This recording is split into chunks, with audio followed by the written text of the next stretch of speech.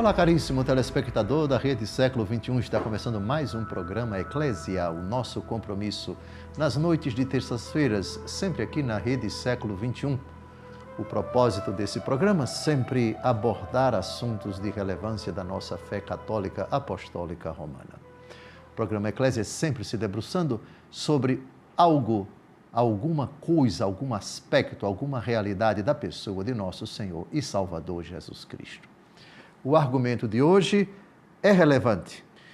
Primeiro, ele tem uma parte bíblica, digamos assim, histórica, mas depois ele vai entrar, e garanto, no íntimo do seu coração, e você vai entender por quê mais para frente.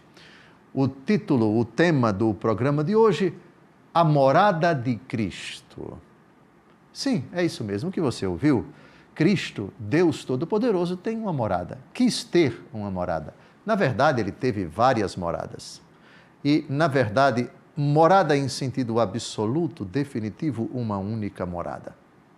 Mas para que nós compreendamos tudo aquilo que eu acabei de dizer, é importante que nós façamos um excurso histórico para nós entendermos a evolução desse argumento até chegar no íntimo do seu coração. Para que você compreenda que o assunto toca, diz respeito verdadeiramente a sua vida inteira. Você que crê em Jesus, ama o Senhor Jesus, entrega o seu coração a Jesus. A primeira coisa que a gente tem que reconhecer que a primeira morada do Verbo que se fez carne e habitou entre nós, a morada foi o ventre de Nossa Senhora. Nem se discute. O Verbo se fez carne e habitou entre nós. Ao se fazer carne, durante 9 meses, aí foi a morada do Verbo encarnado, o ventre de Nossa Senhora. Eu pediria que vocês fossem contando com os dedos quantas moradas o Verbo encarnado teve e tem e terá sempre.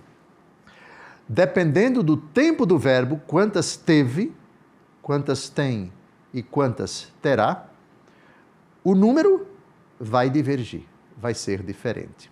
Então já sabemos a primeira morada do Cristo, nosso Senhor, o ventre de Nossa Senhora. Agora vamos para a cidade de Belém. Você imagina que nosso Senhor Jesus Cristo nasceu num campo, nasceu ao ar livre, nasceu exposto à umidade, ao frio, etc. Onde você acha que foi a primeira morada de nosso Senhor? Em Belém. A primeira morada, a única morada de Nosso Senhor em Belém, foi numa casa. Jesus nasceu numa casa. Como assim, Dom José? Se a Escritura diz que ele nasceu num presépio, nós vamos perceber que foi numa casa, no fundo da casa. Se nós quisermos, no quintal. Por quê? Eu sustento isso. Eu sustento isso por causa de 2 textos. Vamos comparar Lucas capítulo 2, versículos de 6 a 7, com Mateus capítulo 2, versículo 11. Prestem bem atenção. Lucas 2, de 6 a 7. Estando eles ali, completaram-se os dias dela. E deu à luz seu filho primogênito, e envolvendo-o em faixas, reclinou-o num presépio, porque não havia lugar para eles na sala. Na sala. Algumas Bíblias traduzem hospedaria. É uma tradução possível, um pouco livre. Mas a palavra é sala. E presépio significa a manjedoura onde se coloca comida para os animais. Então, isso quer dizer que a casa tinha uma sala que devia estar cheia. Supondo que essa casa era uma hospedaria, em todo caso, a hospedaria estava cheia. Ou a sala estava cheia. E aí, presépio, ou seja, manjedoura, vem de mangiare, em italiano é comer, manjedoura, é o coxo onde se coloca a comida para os animais. Ou seja, Jesus nasceu no fundo do quintal, se nós quisermos, ou então no terreno contínuo à casa, lá no fundo. Outra prova de que Jesus nasceu numa casa, ou melhor, no quintal de uma casa, foi com a chegada dos magos do Oriente. Prestem atenção, eles vieram de longe e Mateus capítulo 2, versículo 11, prestem bem atenção. Entrando na casa, acharam o menino com Maria, sua mãe. Prostrando-se diante dele, o adoraram. Depois, abrindo seus tesouros, ofereceram-lhe como presentes ouro, incenso e mirra. Entrando na casa. Isso quer dizer que eles não chegaram pelo quintal. Eles não chegaram chegaram à casa. E por onde é que se entra numa casa? A porta principal. Bom dia, ou boa noite, boa noite. Nós chegamos do Oriente, enfim, mais ou menos assim. Chegamos do Oriente e viemos adorar o menino.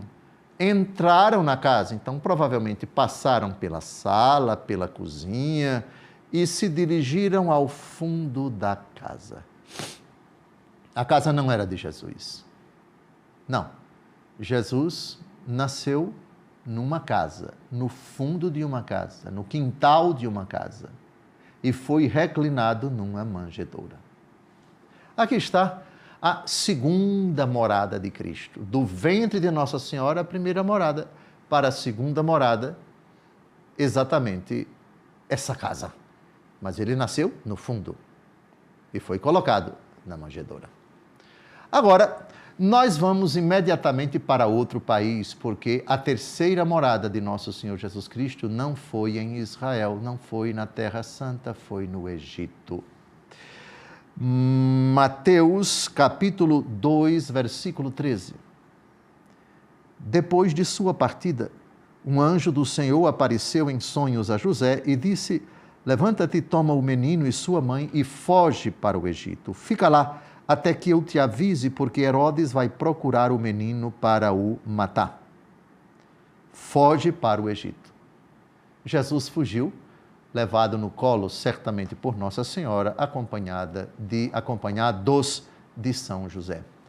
Em que casa eles moraram? Certamente não moraram ao relento, não moraram às margens do rio Nilo, pelo amor de Deus. Jesus morou numa casa, apesar de as Escrituras não dizerem exatamente que casa, em que cidade e assim por diante. Minha opinião, moraram numa cidade onde havia judeus. Lembrem-se de que os hebreus ficaram muitos anos, 430 anos no Egito. E alguns decidiram, quando Moisés conduziu o povo para a terra prometida, alguns decidiram ficar, não foram mais, ficaram. Minha opinião, ficaram numa cidade onde havia judeus. E certamente o São José comprou a casa. Com que dinheiro? Bem, José era carpinteiro, mas lembre-se que ele recebeu ouro, incenso e mirra dos magos. Eu acredito, é a minha opinião, ele deve ter vendido ouro para custear as despesas dele, de Nossa Senhora e de Nosso Senhor. Se alugando a casa ou comprando uma casa, o fato é que Jesus residiu numa casa, muito provavelmente no Egito.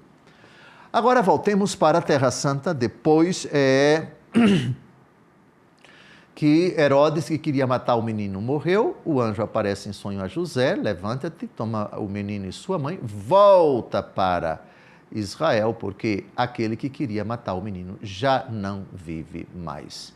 E ele chegando lá, qual foi o impasse de São José? O impasse foi esse: ficar aqui na Judéia, Jerusalém, ou ir para a Galileia. Por favor, Mateus capítulo 2, de 22 a 23. Ao ouvir, porém, que Arquelau reinava na Judéia, em lugar de seu pai Herodes, não ousou ir para lá. Avisado divinamente em sonhos, retirou-se para a província da Galileia e veio habitar na cidade de Nazaré, para que se cumprisse o que foi dito pelos profetas. Será chamado Nazareno. Pronto, aqui está a primeira, segunda, terceira, quarta morada de Nosso Senhor. Nosso Senhor foi morar em Nazaré da Galileia. E certamente numa casa, evidentemente. Agora, vamos Jesus aos 12 anos de idade, conforme o costume dos judeus, os pais, juntamente com os filhos menores de idade e também maiores de idade, todos os anos, para cumprir a obrigação que era própria de todo judeu, subia a Jerusalém. E Nosso Senhor várias vezes fez isto. Lucas 2,51, depois que terminava a obrigação do preceito pascal em Jerusalém, o que acontecia? Lucas capítulo 2, versículo 51. Em seguida, desceu com eles a Nazaré e lhes era submisso. Sua mãe guardava todas estas coisas no seu coração. Desceu com eles a Nazaré. Saíam para compromissos religiosos, outras atividades, visitar parentes, etc. Mas a sua referência habitacional, digamos assim, a casa de Nosso Senhor, até aos 30 anos de idade, Nazaré da Galileia. Está terminando esse primeiro bloco. No segundo, nós vamos ver para que cidade Jesus se transferiu para morar numa casa. Ele começa a sua vida pública, deixa a sua casa em Nazaré e vai para outra casa em outra cidade também na Galileia. Que cidade é essa? Você vai saber no segundo bloco. Mas não era uma casa dele. Jesus nunca teve uma casa no seu nome. Ora, por favor, daqui a pouco a gente se encontra. Não saia daí.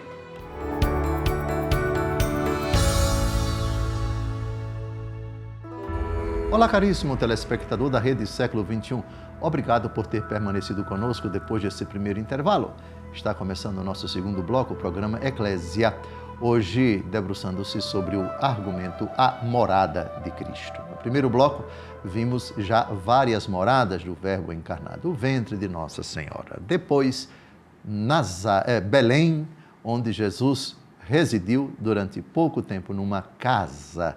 Jesus nasceu no quintal de uma casa, presépio. Remito você ao bloco anterior. Depois, ele foge para o Egito com Maria e com José. A morada de Jesus vai ser o Egito. Depois que eles retornam, decide São José, avisado pelos anjos, para morar. A morada de Jesus vai ser com seus pais em Nazaré da Galileia. Em Mateus capítulo 4, versículo...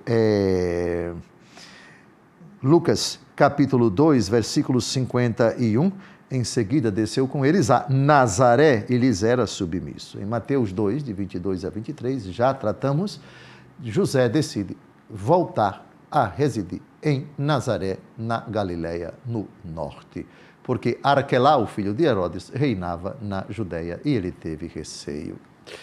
Agora, nós vamos pular para Nosso Senhor Jesus Cristo aos 30 anos de idade. Ele decide sair de Nazaré e vai morar numa cidade próxima a Nazaré, também na Galileia. Mateus, capítulo 4, versículo 13. Deixando a cidade de Nazaré, foi habitar em Cafarnaum, à margem do lago, nos confins de Zabulon e Neftali. Habitar em Cafarnaum. Jesus foi residir numa casa em Cafarnaum. A casa dele? Não. A casa de quem? Pois é. A tradição da igreja, ela harmoniza 3 textos para dizer que a casa onde Jesus residiu enquanto pregava no norte, na Galileia, era a casa de São Pedro. Baseado em que se afirma isso? Vamos a 3 textos. O primeiro texto é exatamente a cura da sogra de Pedro. Marcos, capítulo 1, de 29 a 31. Assim que saíram da sinagoga, dirigiram-se com Tiago e João à casa de Simão e André.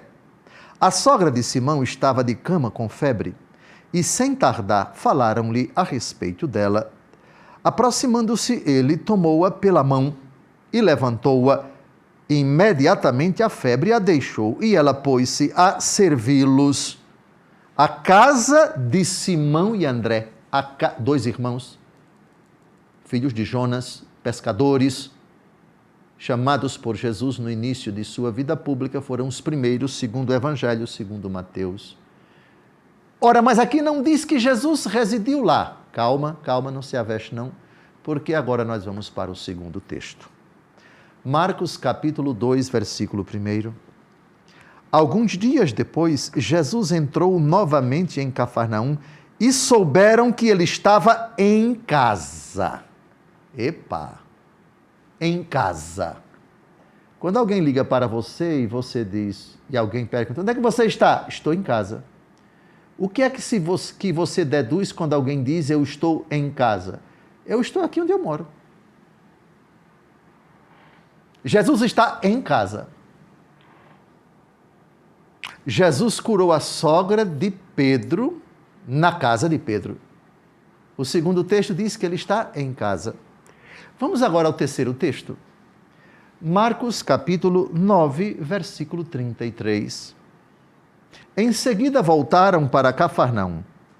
Quando já estava em casa, Jesus perguntou-lhes, de que faláveis pelo caminho? E segue. Quando já estava em casa. Interessante. 2 vezes, 2 passagens do Evangelho segundo Marcos, é dito que Jesus estava em casa.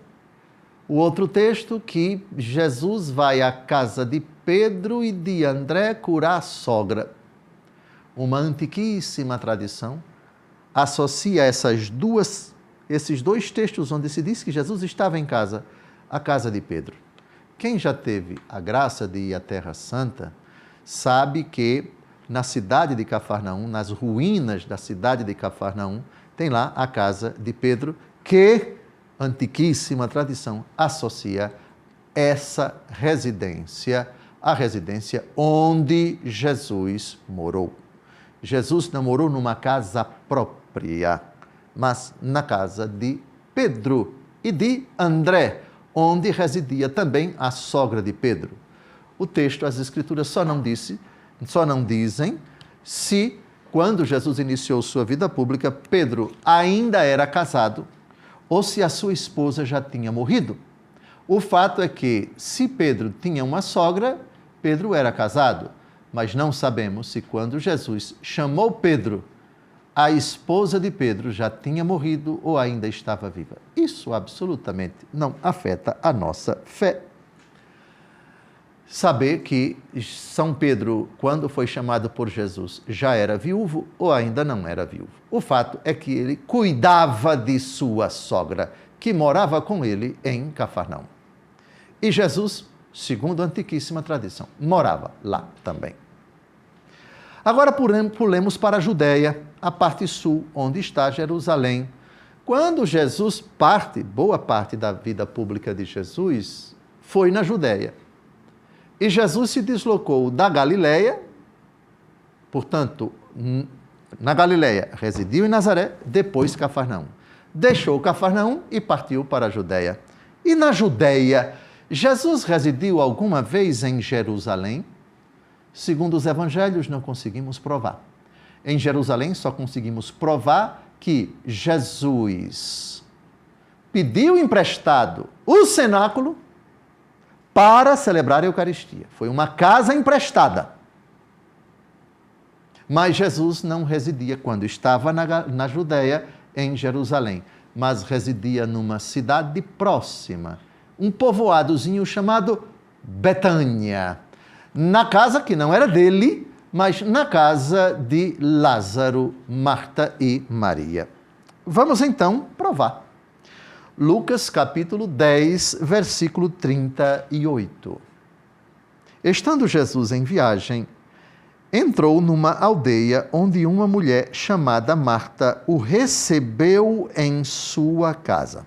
É o episódio de Marta e Maria. Marta, Marta, tu te inquietas, tu te preocupas com muitas coisas. Remeto você à leitura de Lucas 10, de 38 a 42. Só citei esse versículo justamente para dizer que Jesus aqui foi acolhido, se hospedou na casa de Lázaro, Marta e Maria. Mas avancemos, porque temos outros textos. No capítulo 11 do Evangelho segundo João, versículos de 1 a 3, João 11, de 1 a 3, nós temos uma informação. É o capítulo da morte e da ressuscitação de Lázaro. O comecinho desse relato é o seguinte: Lázaro caiu doente em Betânia, onde estavam Maria e sua irmã Marta. Maria era quem ungira o Senhor com óleo perfumado e lhe enxugara os pés com os seus cabelos. E Lázaro, que estava enfermo, era seu irmão. Suas irmãs mandaram, pois, dizer a Jesus: Senhor, aquele que tu amas está enfermo. Aqui temos uma informação. Jesus amava Lázaro. Temos aqui mais um motivo para dizer que aquela recepção que a irmã de Lázaro, Maria, que recebeu em sua casa, parece que Maria era mais velha e parece que a casa era de Maria. Recebeu em sua casa. Claro, você pode dizer que a casa também era de Marta, que a casa também era de Lázaro. Mas o curioso aqui é que Maria recebeu em sua casa. Maria, a mais velha, provavelmente Maria, a mais velha, Maria, provavelmente a dona da casa. E outra informação extremamente importante: aquele que tu amas está enfermo. Aquele que tu amas está enfermo. Depois, João capítulo 12, versículo 1. 6 dias antes da Páscoa, foi Jesus a Betânia, onde vivia Lázaro, que ele ressuscitara. Deram ali uma ceia em sua honra, Marta servia e Lázaro era um dos convivas. Aqui já temos o episódio da ressuscitação. Lázaro vem para fora, Lázaro estava morto havia 4 dias e Lázaro ressuscita. E aí a família decide oferecer a Jesus e aos convivas, evidentemente, uma ceia. Mais outro motivo, Mateus 21, 17. Depois os deixou e saiu da cidade para hospedar-se em Betânia. Aqui o episódio, Jesus está em Jerusalém. Deixou Jerusalém, foi hospedar-se em Betânia. Na casa de quem? Na casa daquele que ele amava, Lázaro. E finalmente Marcos 11, de 11 a 12. Jesus entrou em Jerusalém e dirigiu-se ao templo. Ali lançou os olhos para tudo o que o cercava. Depois, como já fosse tarde, voltou para Betânia com os 12. Jesus ficou até altas horas da noite no templo, contemplando, em silêncio, adorando a Deus. Depois sentiu cansaço, vamos dormir. Não em Jerusalém, em Betânia, na casa de Lázaro, Marta e Maria.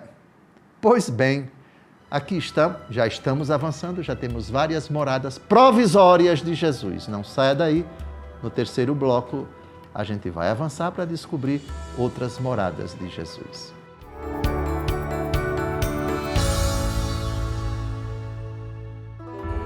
Olá, caríssimo telespectador da Rede Século XXI, obrigado por ter permanecido conosco depois desse segundo intervalo.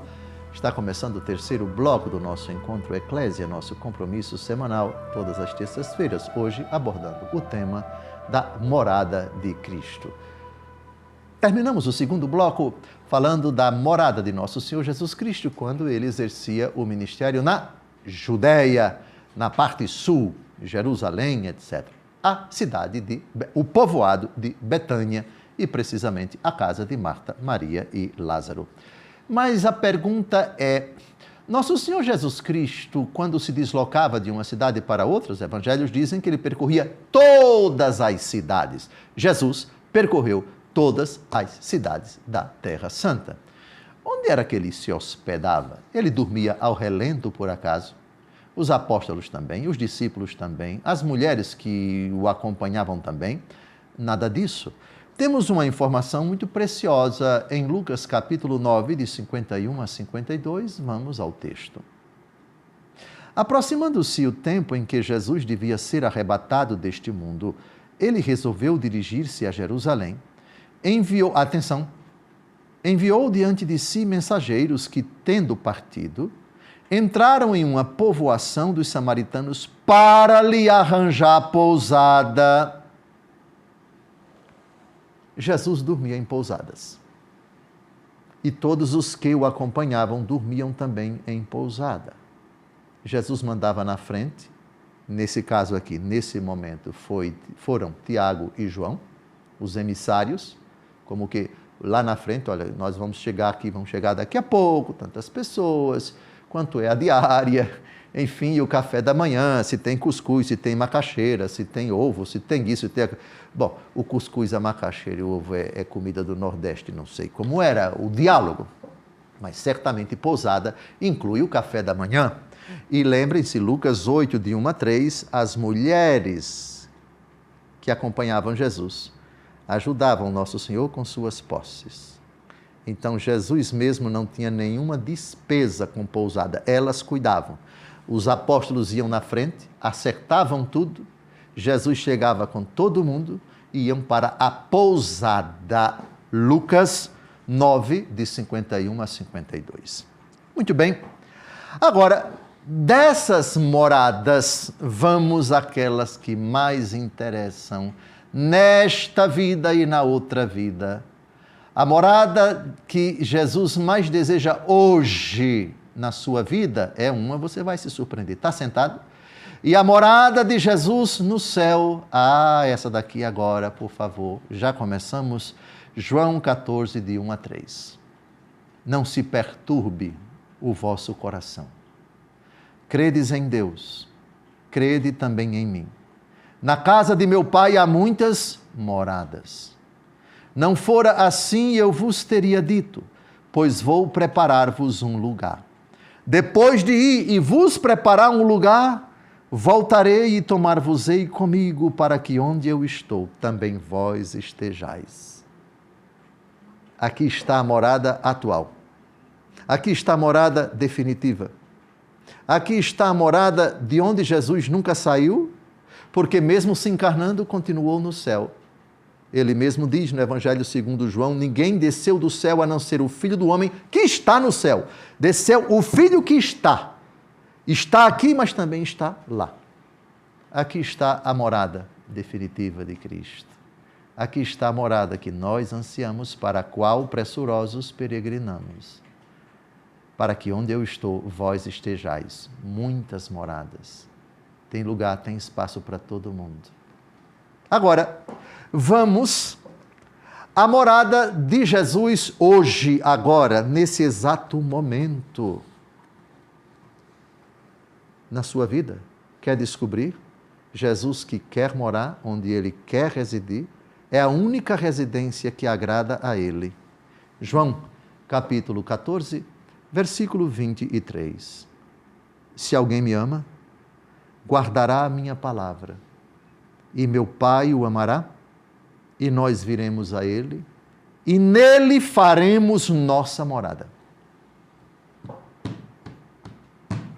Aqui está a morada do Pai e do Filho, o coração daquele que ama Jesus, que guarda a palavra de Jesus. E por causa disso é amado pelo Pai. Viremos a Ele e faremos nossa morada.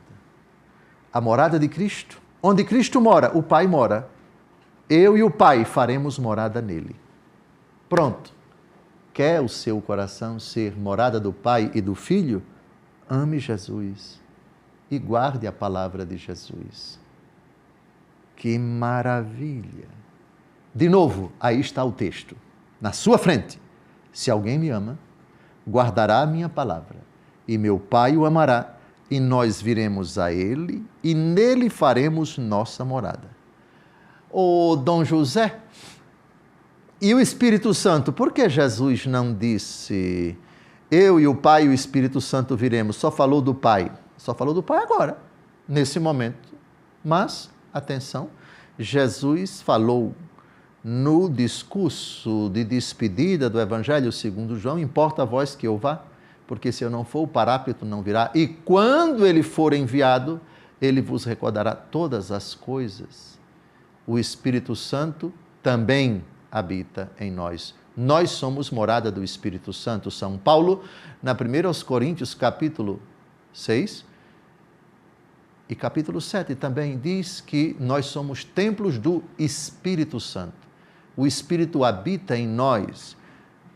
Pois bem, aqui está a morada da Trindade. eu e o Pai viremos e nele faremos nossa morada, João 14, 23, e 1 Coríntios capítulo 6, o Espírito Santo habita em nós como num templo, nós somos templos do Espírito Santo. Agora vamos a outra prova de que Jesus quer morar naquele coração que ainda não se abriu para ele. Apocalipse capítulo 3, versículo 20. Eis que estou à porta e bato. Se alguém ouvir a minha voz e me abrir a porta, entrarei em sua casa e cearemos, eu com ele e ele comigo. Jesus bate a porta dessa morada onde ele quer residir. Se você abrir, ele entra e vai cear com você, eu com ele e ele comigo. Aqui está a morada mais bela, a ansiada, desejada por nosso Senhor e Salvador Jesus Cristo. Abra o seu coração para ele, para que ele resida. Jesus, em outra ocasião, ele diz o seguinte, que o demônio, quando sai, ele vagueia por lugares desertos, depois ele diz, vou voltar para a casa onde eu antes estava, e quando ele chega e encontra a casa vazia e arrumada, entra e traz consigo 7 outros demônios, e a situação daquela pessoa fica pior. Você não tem alternativas, ou abre o seu coração para Cristo, e se ele entrar, vai cear, vai residir, vai habitar no seu coração. Caso contrário, é outro que vai residir. Esteja bem atento. Foi o próprio Jesus, não fui eu, e não estou dizendo isso para lhe assustar. Agora, uma pergunta. As raposas têm suas tocas e as aves do céu seus ninhos, mas o Filho do Homem não tem onde repousar a cabeça. Mateus 8, versículo 20. Aí veja o texto aparecendo na sua frente. Pergunta: Jesus com isso quer dizer que não tinham de repousar a cabeça do ponto de vista material? Não. Já vimos que ele repousou em Belém, que ele repousou no Egito, que ele tinha morada em Nazaré, que ele tinha morada em Cafarnaum, que ele tinha morada nas pousadas, que ele tinha morada na casa de Lázaro. Zaqueu, desce depressa porque é preciso que eu durma na tua casa. Não é ao pé da letra que se deve interpretar as raposas têm suas tocas e as aves do céu os seus ninhos, mas o Filho do Homem não tem onde repousar a cabeça. São Gregório Magno, Moralia, capítulo 19, parágrafo 1º. As raposas são os animais mais enganadores. Elas se escondem em tocas ou cavernas e, quando aparecem, nunca percorrem estradas retas, mas correm por caminhos tortuosos. Já os pássaros voam alto. Assim, com o nome de raposas, entendam-se os enganos e fraudes. Com o nome de pássaros, essa mesma arrogância típica dos demônios. Como se dissesse, demônios enganadores e orgulhosos encontram abrigo em seu coração, mas minha humildade não encontra descanso numa alma orgulhosa. Eita! As aves têm os seus ninhos. O que significa isso? Na parábola do semeador, na primeira parte é dito que a semente é semeada à beira do caminho e vêm as aves e comem. Jesus, explicando isso, diz que as aves simbolizam o demônio. As raposas, animais traiçoeiros, fraudes, atitudes, vícios típicos do demônio. É como se Jesus dissesse, você não serve para ser meu discípulo, porque no seu coração já tem ninho de demônio, já tem os maus pensamentos, eu não tenho onde repousar, eu não tenho espaço no seu coração, você está cheio de podridão, você é servo de Satanás, você não serve para ser meu discípulo. O Filho do Homem não tem onde repousar a cabeça. Por favor, se você está gostando dos nossos programas ou perdeu algum programa anterior, procure no YouTube da Rede Século XXI e no meu canal, Dom José Francisco Falcão Oficial. Lá estão todos os meus programas, na Rede Século XXI. Não saia daí. Um grande abraço. No último bloco, vamos responder as perguntas sobre esse argumento muito interessante, a morada de Cristo.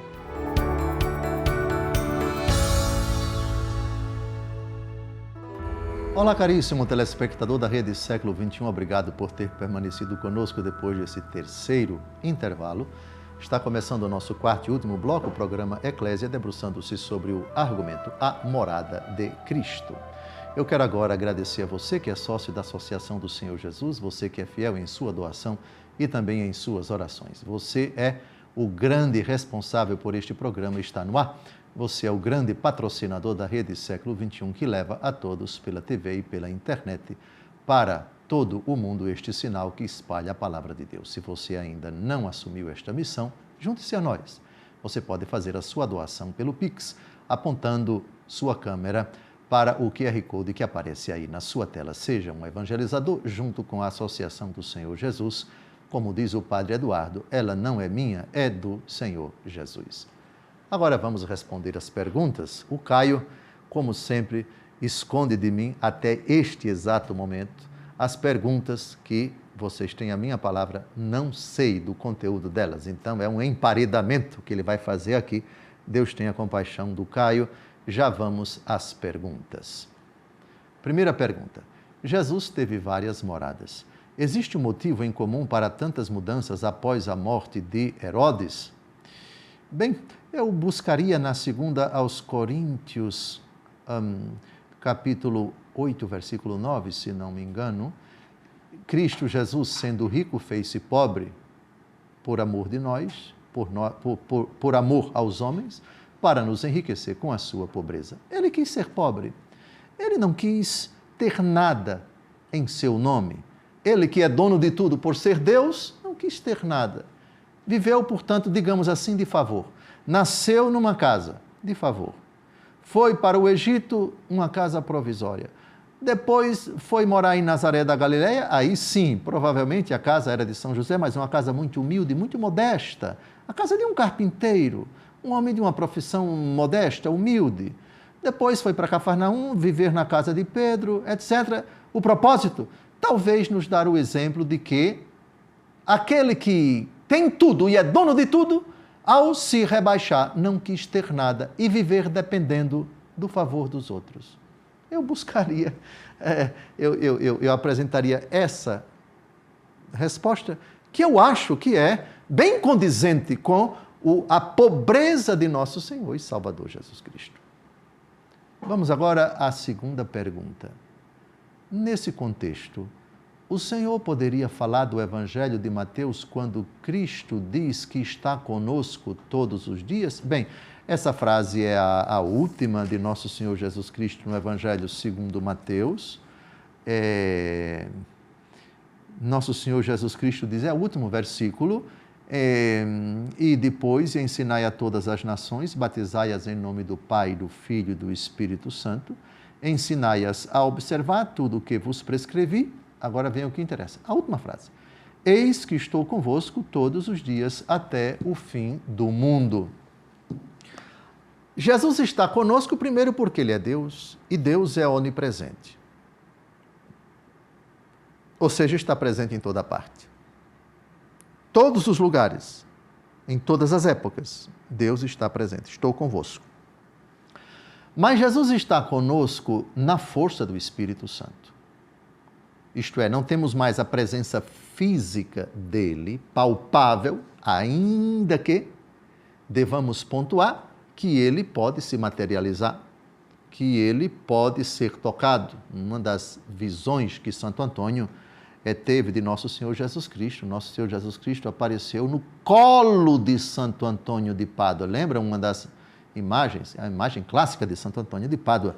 O menino Jesus. Jesus, menino no colo de Santo Antônio de Pádua, como tantos outros santos que tiveram a graça de, nessas visões, tocar, apalpar o corpo de nosso Senhor e Salvador Jesus Cristo. Mas são sempre momentos excepcionais. Ordinariamente, Jesus está onde dois ou mais estiverem reunidos em meu nome, eu estou no meio deles.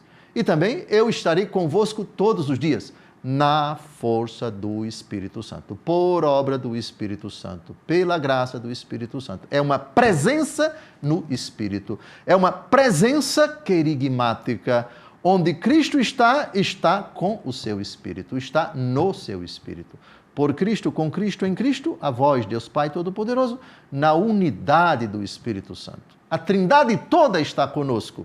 Cristo, portanto, quando diz estarei convosco, está com o Pai, está também com o Espírito Santo. Portanto, é uma presença no Espírito. Terceira pergunta, Dom José, o sacrário seria mais uma morada de Cristo? É possível, então, visitá-lo, certo? Sim. Só que é preciso pontuar que no sacrário nós temos uma presença real e sacramental. Estarei convosco todos os dias. Presença real. Sim, é real. Mesmo sendo em espírito, mesmo sendo na força do Espírito Santo. Onde 2 ou mais estiverem reunidos. Aqui nós estamos gravando em nome de Cristo, estamos orando, fazemos a nossa oração. Antes e após as gravações, Cristo está aqui na força do Espírito Santo. Mas é uma presença real, mas o Santíssimo não está aqui. No sacrário, é uma presença real e sacramental, ou seja, ele está debaixo das aparências do pão e do vinho, presente, sacramentalmente, ou seja, corpo, sangue, alma e divindade. A resposta é absolutamente sim. Então, cuidado, presença real. É qualquer presença do Senhor, porque Ele é onipresente. Presença real. Não significa dizer que fora do sacrário é uma presença irreal. Não, é presença real. Então, no sacrário, o que diferencia a presença de Cristo em cada lugar, do céu, na terra, nos abismos, para que toda língua confesse para a glória do Pai que Jesus é o Senhor, no sacrário é presença real e sacramental. Quarta pergunta: como vencer a arrogância do coração humano e cultivar a humildade a fim de receber a humildade a fim de receber o Cristo? Bem, a palavra de Deus diz que o Senhor resiste aos soberbos e dá a sua graça aos humildes. Em outra passagem ele diz: dou-vos graças, ó Pai, porque escondeste estas coisas dos sábios e entendidos e as revelaste aos pequeninos. Sim, Pai, porque assim foi do vosso agrado. Ninguém conhece o Pai senão o Filho, ninguém conhece o Filho senão o Pai, e aqueles a quem Ele quiser revelar. Obviamente que o coração endurecido, ele se fecha a Deus, ele não consegue enxergar Deus, e Deus resiste a ele. A solução é a cura pela humildade, e nenhuma cura ignora, não existe cura, para melhor dizer, senão diante daquele que disse: eu sou manso e humilde de coração. Somente lavado pelo sangue de Cristo, o humilde com H maiúsculo, o humilde por excelência, é possível que o Senhor se revele, e enquanto isso não acontece, ele se esconde. Dou-vos graças, ó Pai, porque escondeste estas coisas dos sábios e entendidos. É o bloqueio que o coração, pela sua arrogância e sua presunção, faz a Deus, e Deus resiste. E Deus simplesmente se afasta pelo respeito que ele tem ao coração do homem. Conversão sincera. Dobrar-se diante da cruz, pedindo para ser lavado desta estupidez, desta insanidade, com a qual o coração do homem é impedido de ser visitado por Deus. Eis que estou à porta e bato. O coração orgulhoso não abre a porta para Cristo, porque está enclausurado no seu pensamento de autossuficiência. Última pergunta: em determinado trecho do Evangelho de João, Jesus afirma: na casa do meu Pai há muitas moradas. Como podemos interpretar corretamente essa promessa? O que ele nos ensina sobre o destino final dos que seguem a Cristo? Muitas moradas, os padres da igreja interpretam uma diversidade de méritos. São Paulo, na primeira aos Coríntios, capítulo 15, fala em com outras categorias o que significa isso, ao dizer que no céu há uma diversidade de brilhos. Também há corpos celestes e corpos terrestres, mas o brilho dos celestes difere do brilho dos terrestres. Uma é a claridade do sol, outra a claridade da lua e outra a claridade das estrelas. E ainda uma estrela difere da outra na claridade. Assim também é a ressurreição dos mortos, semeado na corrupção, o corpo ressuscita incorruptível. 1 Coríntios, capítulo 15, versículos de 39 a 44. Diversidade de méritos. Morada. Eis que estou à porta e bato. Se alguém abre, entrarei. E faremos nele cearemos juntos. Cada pessoa é uma morada, é um receptáculo de Deus. quando você se abre a Deus, à medida em que você abre, Deus vai preenchendo você. Brilhe a vossa luz diante dos homens, para que, vendo vossas boas obras, glorifiquem o Pai que está nos céus. Uns brilham mais, outros brilham menos. Porque uns se abrem mais e outros se abrem menos. No céu, diversidade de brilhos, muitas moradas, diversidade de méritos. Todavia, todos felizes, só que uns brilham, refugem mais que outros, porque se abriram mais aqui na terra. Essa é a diversidade de méritos. Apesar disso, todos felizes. A lua brilha de acordo com sua capacidade. O sol brilha mais de acordo com sua capacidade. No céu, quem brilha mais é Nossa Senhora depois de Jesus. Já os outros que brilham menos, todavia, estão muito felizes. Diversidade de moradas. Está terminando o nosso encontro. Deus cúmulo de bênçãos à sua vida. Desejo que você um dia participe da morada do céu, da morada de Cristo. Deus abençoe sua família, sua existência, seus sonhos e seus projetos. Até a próxima semana, se Deus quiser.